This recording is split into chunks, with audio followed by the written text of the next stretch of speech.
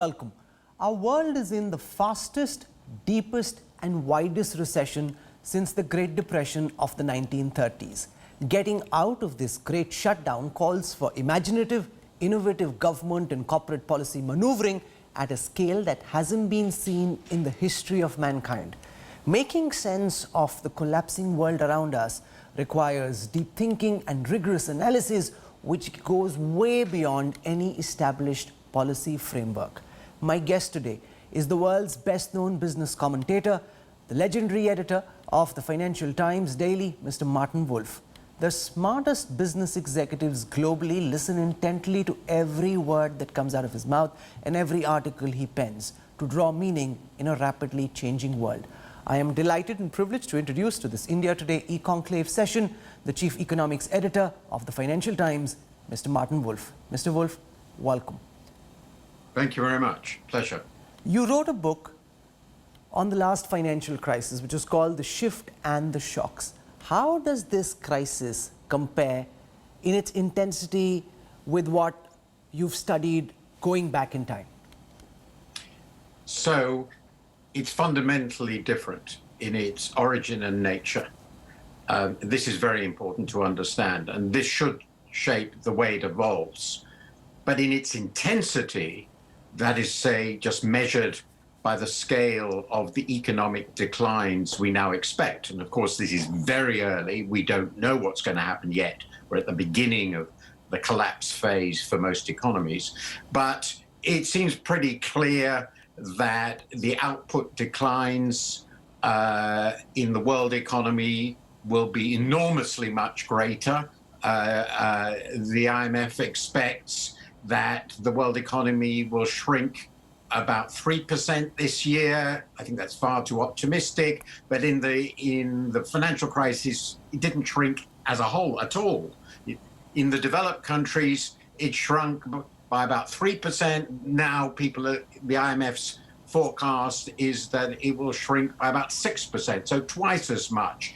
And these are the most optimistic possible assumptions. It's very plausible and a very credible assumptions that the decline in output this time will be much greater than this, in which case, just measured in terms of the intensity of its effects on real output, it clearly the biggest decline since the Great Depression, and in its speed, it exceeds the Great Depression itself very, very considerably. At this moment, globally, countries face a tough choice between extending the total lockdown, lifting restrictions partially, or saying we'll take the virus in the chest because the cure cannot be worse than the disease. How do you look at this Sophie's choice, and what do you think is the best way forward?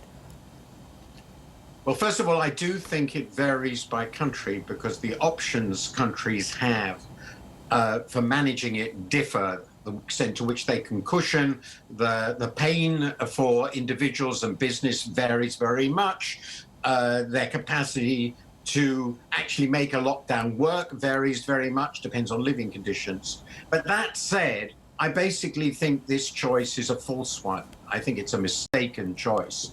I don't think of it as containment of the disease versus the economy. I think of it as containment of the disease and the economy. Why do I think this? This is a really important point, which is now increasing analysis. The point is, if we just let the disease run rampant through our societies, that would first impose huge economic costs. Large parts of the labor force would not be able to work. There will be enormous medical costs associated with managing such a disease, and these are really enormous costs. But just as important, people wouldn't just go back to work. Far from it. People wouldn't go back out to buy. People wouldn't be going to the shops. People wouldn't be traveling. So with a rampant, uncontrolled disease, the costs both directly, I'm leaving aside the cost of lives, the costs directly in medical care and the economic costs would be enormous. It's not at all clear we could get back to anything like a normal economy. Now, let's suppose we contain it effectively and keep it contained. over, let's say we have 2 months of shutdown, lockdown, whatever you call it, then we have effective policy, which not all countries can do, of testing, tracing, quarantine, so the disease remains very subdued or even eliminated in society, as in South Korea, then the economy can go fairly well back to normal, leaving aside the international problems we have anyway. So my view is that this is a false choice, that provided you can make the shutdowns or lockdowns really work to contain the disease and keep it contained, that's the best policy medically, and it's also the best policy for the economy. In an article you wrote recently for the Financial Times, you said that desperate times call for desperate measures. What are the kind of economic measures you'd like to see a country like India take to exit from this great shutdown? Well, the broad measures that we need to see are obviously twofold, perhaps threefold. First, perhaps it's best to break it down into two. First, you have to use all the medical resources you have and that you can create to deal with the medical side of the disease. Obviously, we all know India has a relatively limited health system by the standards of the richer countries. So this is going to be quite a challenge, clearly. But you need, and you can't create all this for overnight. So you have to deal with that side of it. And then you have to protect people who are dramatically affected and damaged. Their livelihoods are removed from them in the economy from the consequences. And again, in the developed world now, rightly, we have put in place enormously expensive policies to support people's incomes while they're not working, to keep people attached to their employer by paying for short-time work or furloughed workers, and of course support to companies so they survive. That is essentially aimed at ensuring that people's welfare continues to be supported. They can continue to live, buy food, or pay rent, all these other things, and that there is an economy to go back to. That's what you want to do. This is enormously expensive, and we expect fiscal deficits in the developed world. In my view, they're going to go to 10% of GDP or well over. Public debt will rise enormously, and we have to accept that. I actually believe that India does have the room very substantially to expand its fiscal deficits in this crisis. India's public finances are largely, almost entirely, self-financed by Indians themselves, and I think India needs to run a very large fiscal deficit. But clearly, the capacity of India to do the same for its huge population as, say, Britain or Germany is able to do is smaller, and they're much more painful choices for the government to make. Now, virtually every sector of the Indian economy has been hard hit by the pandemic crisis. Corporates after corporates are seeking bailouts and financial stimulus. As you mentioned, government resources are stretched and they are limited. How would you advocate the Indian government distribute its limited resources at a time when every sector is clamoring for help? Well, I suppose my view is if the Indian government has made the fundamental decision that it must contain the pandemic, that it must essentially suppress the pandemic. This is an immensely heroic decision to take in a country of the complexity and scale of India. But if you've made that decision, the necessary condition for making that work at all is that you support the people's livelihood. If people can't go out to work, all the people who used to work in the informal economy all over the country, they can't be expected to stay home and starve to death. They have to live off something. So it seems to me the first priority is to support the living standards of the people. The second thing, obviously, is to support companies. I mean, my own view in India would be, because in any case this doesn't work very well, put a halt on all bankruptcy proceedings, all that basically has to be forgotten. Companies must be supported, and the government should encourage, probably through guarantees of some kind, perhaps very large ones, banks to continue to support companies, to continue to give them the money they need to buy the essential requirements of continued functioning where they can function at all, through the crisis, on the assumption it's not going to be too long. At the end of this, there will be some businesses which will have been completely devastated because they will have actually no customers at all for a long period. I'm thinking of the tourism industry. I think at the end of this, what the government will have to do is look at those industries, perhaps in the process, and see what sort of bailouts are appropriate, or whether there has to be a debt restructuring and how the debt restructuring has to be done.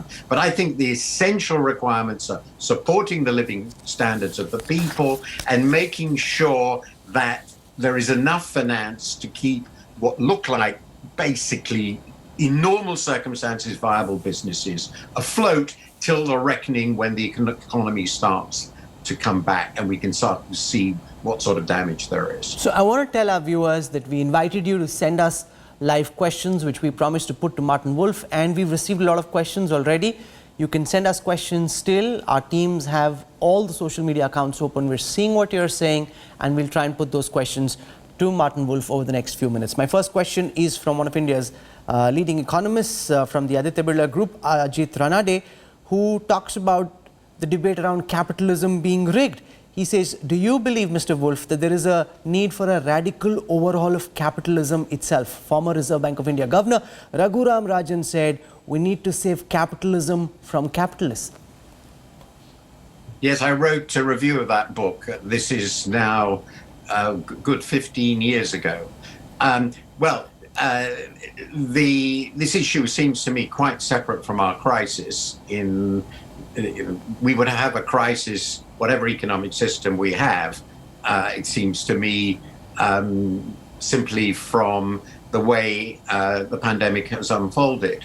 But yes, I do think that there are deeper, longer run questions about how capitalism has been operating. I've focused largely on the developed countries, where it seems to me we clearly have a number of questions about corporate governance, the role of finance in determining the shape of corporate governance, how the domination of the financial considerations, the tendency towards monopoly, and the need for a very, very powerful competition policy, concerns about the distribution of income and the ways one might be able to deal with that. And there are also questions about globalization, though I remain a supporter of globalization.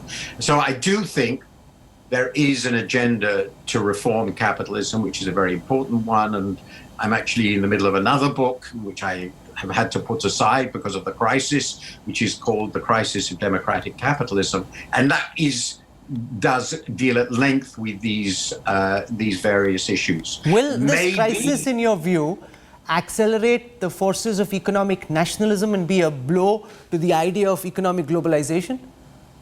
Yes. I was just going to say, now we have this crisis. How is that going to change this? I see very little evidence so far of a really radical desire to reform our economies. What is happening in many countries is resurgent nationalism, blame shifting, internationally and domestically, and one of the consequences you can see already, partly directly and indirectly, is a retreat from globalization, which was already well underway before the crisis started. So it's accelerating it. And I expect that it is very likely that we will be moving to a more nationalistic and protectionist world after this crisis, which I think will be a very bad thing. But it looks to me at the moment quite likely. How, in such a situation where forces of economic nationalism are being strengthened, should India look at the issue of bolstering its exports? Because if our economy is to bounce back, then ensuring that we can strengthen our exports, which have been languishing for a while now, is a key economic imperative. How can we, A, be part of the idea of strengthening our own supply chains domestically and yet ensure that because there will be a global reordering of supply chains, especially out of China, that a country like India can benefit from that, Mr. Wolf? Well, you've, I think, got it correctly. First of all, I don't think there's any option but for India to continue to expand its exports. It's an imperative part of a rapidly growing economy. Exports have to grow at least as fast as the economy, and we want India to go back to fast growth, which was already a question before the crisis hit. And I think you got it right, that there are real problems, but there are also opportunities here. The opportunity is one that India has pretty consistently not taken outside areas of services, which is to be part of the global supply chains in manufacturing. I'm not very optimistic that India will take these opportunities.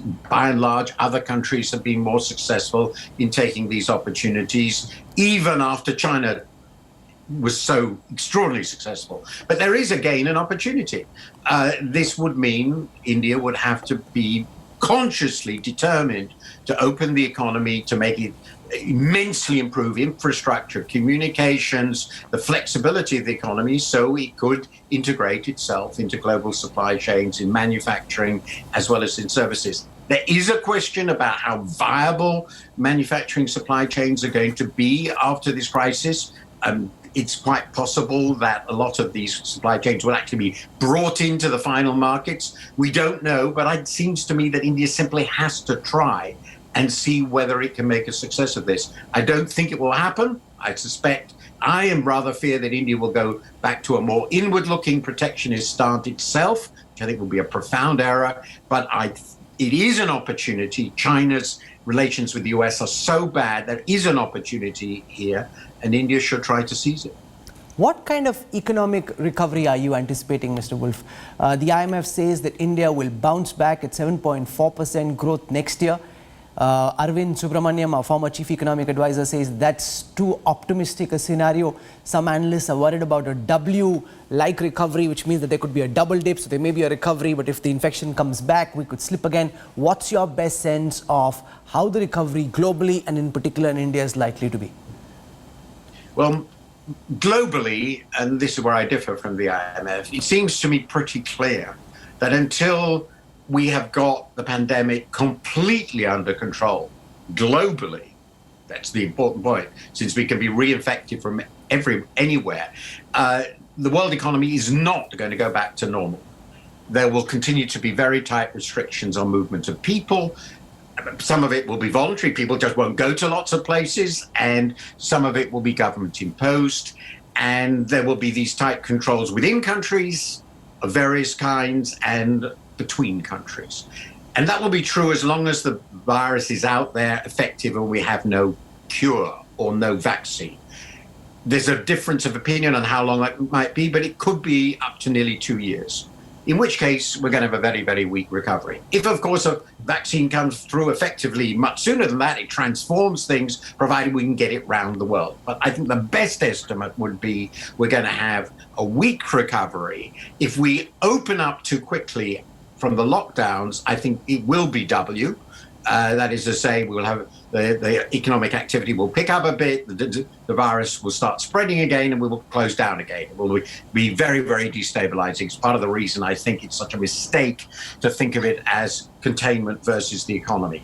But I expect this year will be terrible, worse than the IMF thinks, probably twice as bad, and next year will be a relatively weak recovery. After that, if we've got the disease well under control and we've been effective in containing the costs to business and society, then I think 2022, 23, 24 could see very strong recoveries in much of the world economy. Did I hear you right when you said that you anticipate or you fear that the global economic contraction could be twice as bad as the International Monetary Fund has predicted? Yes, the IMF itself has scenarios, very plausible scenarios, which make that the outcome. And in the developed world, it could be much more than twice. I think most people who've looked at it carefully think the IMF is very much on the optimistic side, which is perfectly fair because they did these forecasts a few weeks ago, inevitably, and in a great hurry. So I think this is going to be a very, very deep depression. In this quarter, this year, in the UK, Office of Budget Responsibility has forecast that GDP in this country will decline 35%. And the recovery next 2 quarters, there will be there, but it won't mean that that will mean a massive overall shrinkage this year. And Britain, I think, is not in any way an exceptional developed country. What do you think will be the future of oil? This week we saw West Texas immediate futures for May in the United States fall to less than $0. People were paying buyers if they would come and collect oil. How will this impact global oil prices, especially Brent, which is most important in the Indian context, in the short and medium term, in your view, sir? Well, for India, I suppose this is a very good thing. You remain a large net oil importer, I believe. I think it is overwhelmingly probable that in the next couple of years, 3 years, oil prices will remain very, very, very low. Demand has been cut off massively. Supply elasticities are pretty modest, and that means that there's a glut. The shale oil business will close down. A lot of other oil producers will close down. That will remove capacity, and that will slowly bring back balance to the market.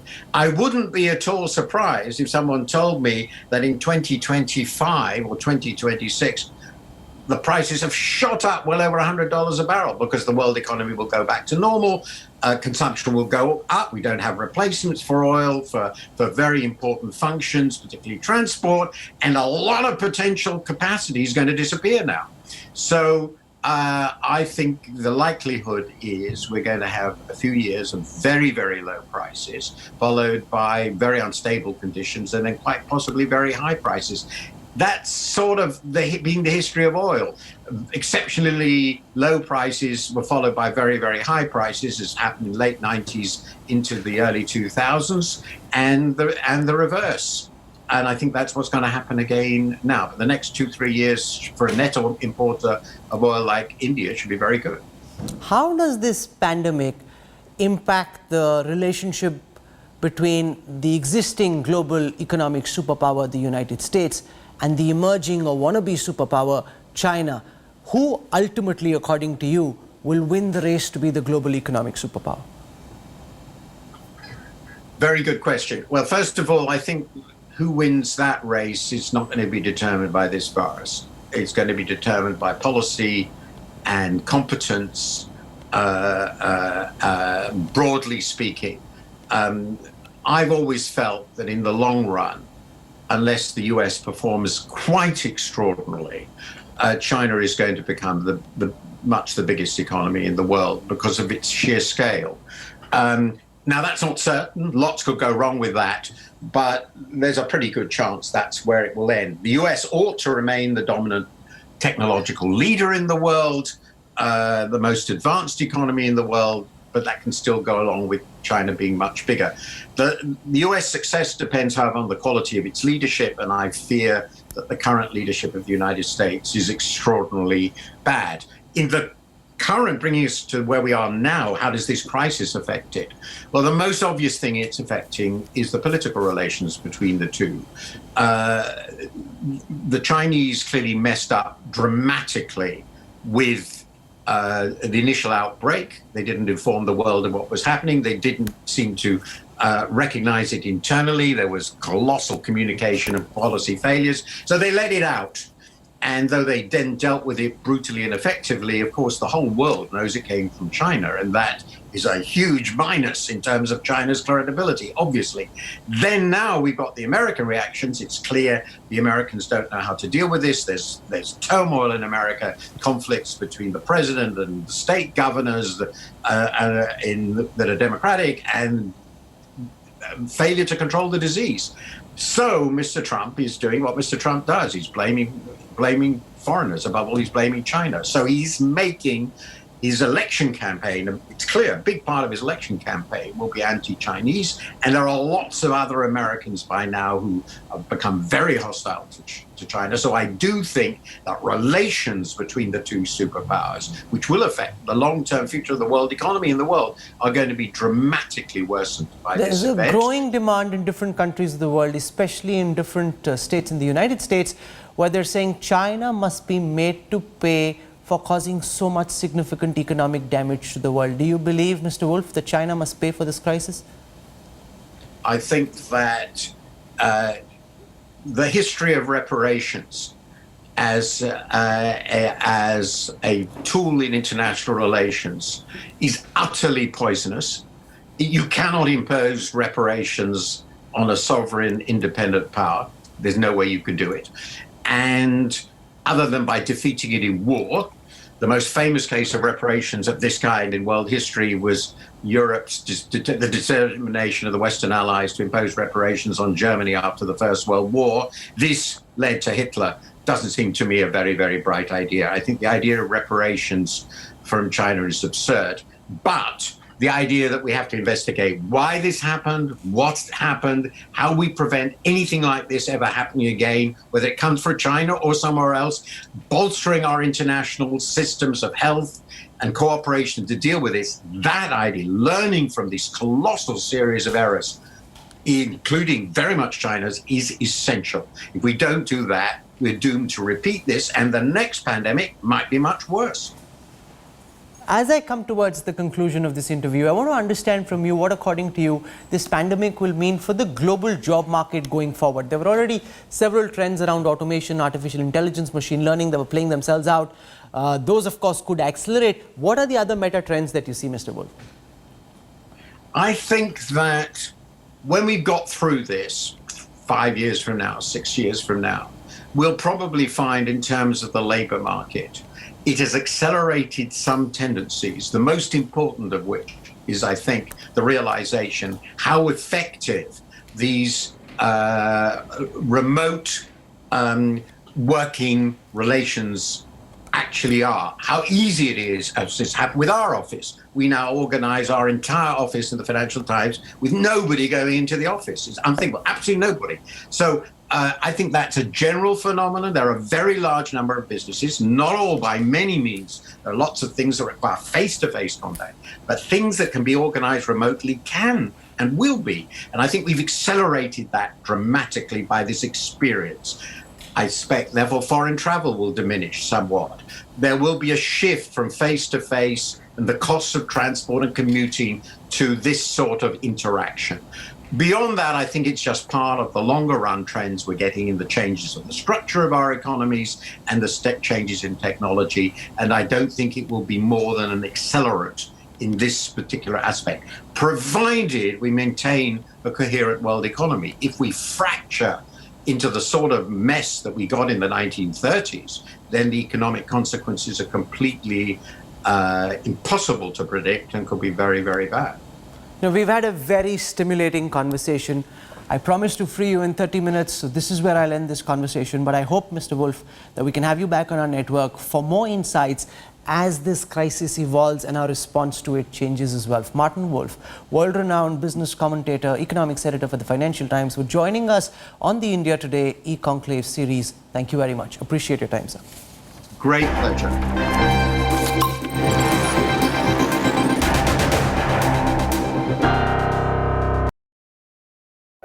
Kids तक को YouTube पर